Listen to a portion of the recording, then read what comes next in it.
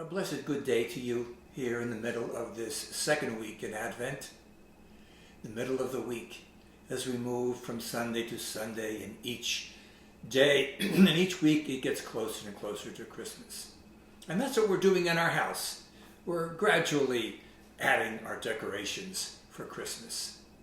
So welcome to this very, very special time that I find in making this broadcast for you, in the hopes that together, as we meditate and pray over a very, very beautiful psalm, Psalm 49, we will find new meaning, a new center, a fresh look and listening at what's going on in your world. How is your world right now? How are you as you begin to listen this meditation? How are you? Let's begin as we usually do by becoming silent. Feel how you are. Just be present and let the feeling flow out like the clouds across the sky that reveal an inner peace as we listen together to the silence. So relax.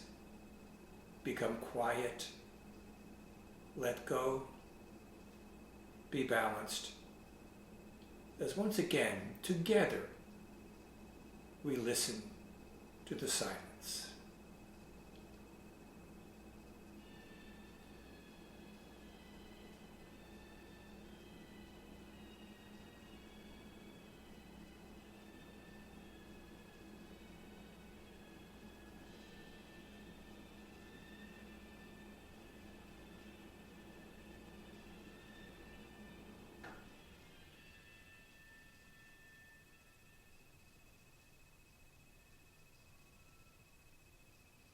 And so we begin in the order of meditation, if you will, with the fire starter that I've prepared for families with children.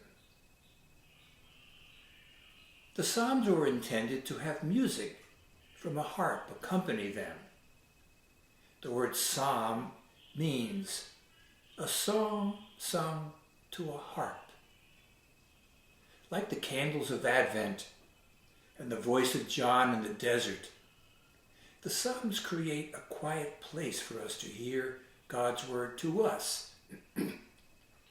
The gentle plucking of the harp offering a peaceful background for listening. The Psalm for today has strong words of wisdom that come from knowing that life is passing, that wealth cannot make anyone happy. Verse 4 says something curious. I will pay close attention to a proverb. I will explain my riddle on the lyre. The lyre is a miniature harp. I wonder if the writer of the psalm wants us to feel that the plucking of his fingers on a lyre is like the soul plucked by the fingers of God. Some verses are, as we come to say, striking. Here now is the psalm. Than the ones we've been having in previous weeks that talk about the adversaries coming and God is our shield and God protecting and so on. This has a different feel to it. It's almost like the psalmist here is preaching to us. He's giving us a very, very meditative reflection on the meaning of life and the vanity of life, which is a key word, not so much in the psalm, but in the book of Ecclesiastes. And this psalm, I'd like to invite you to pray a few extra times, maybe at night, when you sip some nice warm cider, so that you can get the feeling, the meditative feeling that this psalm is offering to us. So how can we approach this psalm in a way that will really, really help us to appreciate. It's talking about eternal values. It's talking about what's really important.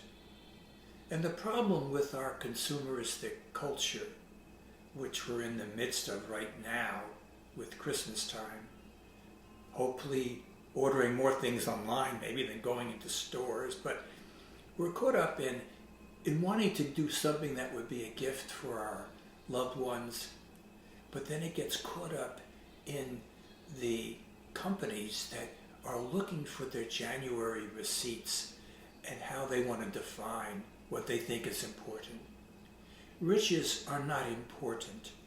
What is truly rich is the beauty and the power of our lives and the richness that we hold in our heart with those we love, which can never be taken away. It can never be taken away. I was thinking about pets. You know, the psalm talks about the beasts as though that's it when they're done. There's one verse there where God will redeem me. Well, what about the pets that we have? Because it ends in a harsh note as though we're going to all just die like the beasts, period. We're just going to rot in the ground like all the other animals. Not the case. You all remember, I'm sure, or heard of The Little Prince by Antoine de Saint-Exupéry, who talks about the relationship that we have with animals and with pets and the impact upon them when they're tamed. It says we're responsible forever for what we have tamed. When we love our pets, they come with a soul, but we enhance their soul. They love us back, we love them. It's as though we're creating their soul. And souls live forever. There have been incidences where people can sense the pets that have gone before them and just know that heaven would be wonderful if when we're reunited with everybody, we'd also be reunited with all of the pets that we've loved. Some dear friends have lost their pet after 12 years and a little bit shorter than what they hoped. But you know, when you love a pet, like a dog, you're going to be consigned to having, like someone in your family die as a teenager. We'll likely outlive all of our pets. And so it's a comfort to know that our pets in their soul are with God, like all of our beloved ones. And God will redeem us from all of that. The commentator that I'm reading in the New International, the New Interpreter's Bible, I should say, Jane Clinton McCann, says that death exposes the illusion of human sovereignty. We're under the illusion that our life will just go on somehow, where we don't think about our dying day because that sounds kind of pessimistic and morbid. But death, he says, it exposes the illusion of our human sovereignty. All of us are going to be passing in this century. You know, there's a Christmas star, they're talking about Jupiter and Saturn coming together on or about December 21st. And the last time that happened was in the 13th century, 1226 or something. And it's going to be coming again soon, not as far distant as 800 years. It'll come in 2080. Think about that year. None of us will be around to see that conjunction of those two stars. So life is temporary. Life is something to be received. It's not something to be possessed or bought. Life is something to be received. Think of it for a moment when you're doing meditation. When you do meditation and you get in touch with your breathing and you get in touch with your heart beating, there's so many things that go on that don't depend upon our being consciously aware of it. You know, I was thinking one time in a sermon where, when you go to a park and you want to see the distance, they have this telescope and you drop a quarter in, and there it will last for whatever, 5 minutes or something. Imagine if we had to be responsible for dropping some sort of a chip into our side of our forehead to make sure that we would continue to see or hear. No. We continue to see, those that are blessed with sight. We continue to know that we're going to be able to see. Our breathing, when we're sound asleep, our breathing continues. Our hearts continue. So many things that are beyond our control because they were given to us by God. We had no right to demand of God, give me a heart that beats, give me lungs that breathe.